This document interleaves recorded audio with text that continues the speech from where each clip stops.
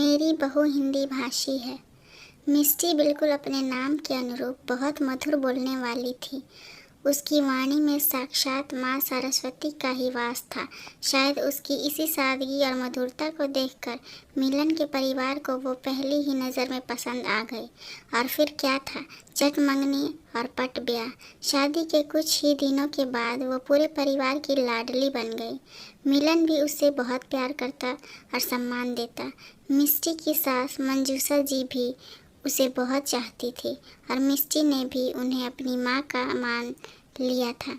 मंजूषा जी का समाज में बहुत अच्छा नाम था और वो अक्सर अपनी सखियों के साथ बाहर जाया करती थी। एक दिन उन्होंने मिष्टी को भी खुद के साथ चलने के लिए कहा, लेकिन पहले तो मिष्टी ने काम का बहाना बनाकर मना कर दिया, परंतु बार बार सास के आग्रह करने पर वो उनके साथ जाने को तैयार हो गई।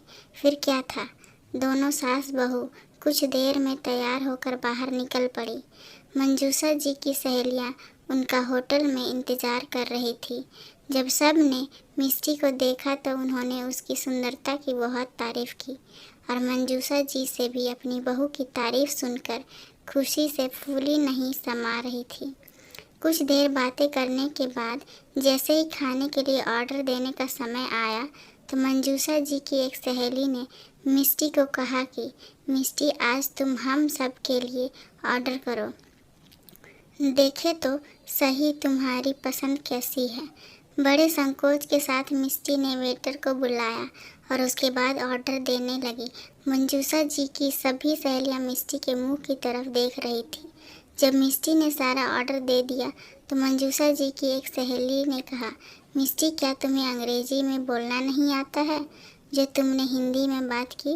आजकल तो छोटा बच्चा भी अंग्रेजी बोल लेता है और इतने बड़े 5 स्टार होटल में क्या तुम पहली बार आई हो जो तुम्हें ये भी नहीं पता है कि कैसे बात की जाती है? उनकी इस बात का जवाब मिष्टी देती उससे पहले ही मंजूषा जी बोली, क्यों, सिर्फ अंग्रेजी बोलने से ही कोई इंसान पढ़ा लिखा होता है क्या? या अंग्रेजी बोलना ही ये निर्धारित करता है कि वो बड़े होटल में आया है या नहीं? क्या अंग्रेजी में बात करने से ही ये पता चलता है कि आपका पढ़ाई का स्तर क्या है और आप सभ्य हैं? उन्होंने कहा, मिष्टी हिंदी भाषी है और हमें तो इस बात पर गर्व है कि हमारी बहू आज के ज़माने की भी होकर अपने संस्कारों और भाषा को सम्मान देती है। वो इतनी पढ़ी लिखी होकर भी धरातल से जुड़ी है। भाषा चाहे कोई भी हो, वो इंसान को ऊंचा या नीचा दिखाने के लिए नहीं होती, बल्कि अपनी भावनाओं और शब्दों की अभिव्यक्ति के लिए होती है। अगर भाषा से ही किसी इंसान की परख की जाती है और उसके सभ्य होने का पता चलता है तो फिर तो ना जाने कितने लोग भारत में असभ्य होंगे। और हिंदी तो हमारी अपनी भाषा है जिसे विदेशों में भी बहुत सम्मान दिया जाता है और उसे बोलने में हम ही शर्मिंदगी महसूस करते हैं, तो इससे बड़ी लज्जा की बात तो कोई और हो ही नहीं सकती। मिष्टी की सरलता और गुणवत्ता से हम सबके दिलों को पहली ही नज़र में जीत लिया था। मंजूषा जी की सहेली ने ये सब सुनकर मिष्टी से अपने व्यवहार के लिए माफ़ी मांगी।